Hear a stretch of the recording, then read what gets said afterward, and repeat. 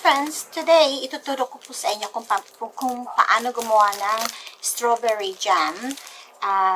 Napakadali lang po niya, pero medyo hahalu-haluin siya. So, isisimmer natin siya for about 30 minutes. Okay? Ang technique po niya is napakadali lang po. If your strawberries is 1 kilogram, okay. Yung asukal po niya or yung sugar po niya is 1 kilo. So, ang technique po niya is, ito lang po. Ang ratio po niya is 1:1. Yun lang po ang tandaan nyo. And wag niyo po lalagyan ng tubig. And then lastly po, lalagyan po natin ng squeeze lemon.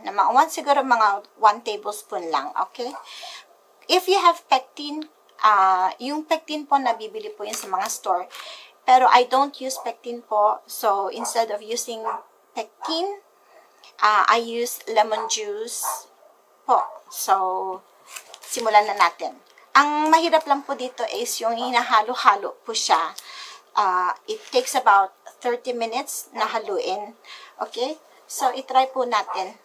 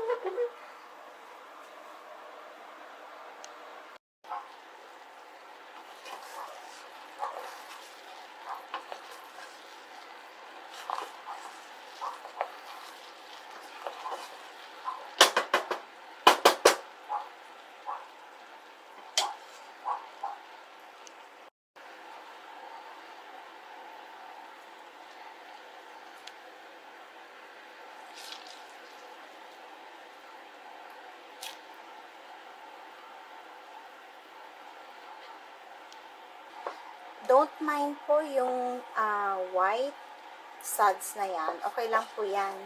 And now, it looks like watery. Pero po, pagka, na po siya, if you turn off the heat, tapos, medyo matagal na po, magiging sticky po to. So, paglalagay po ng konti, tapos makikita nyo, sticky po yung, liquid niya. So, pwede na po siya. So, para pong ganito. Ito po, ginawa ko the other day. So, I just want to show you na magiging ganyan po siya, ne? Season po kasi ngayon ng strawberry. So, pag nakakita ko ng strawberries na maliliit, ginagawa ko po siyang jam. Okay? So, sana po maging valuable po tong video na to, ne? Thank you.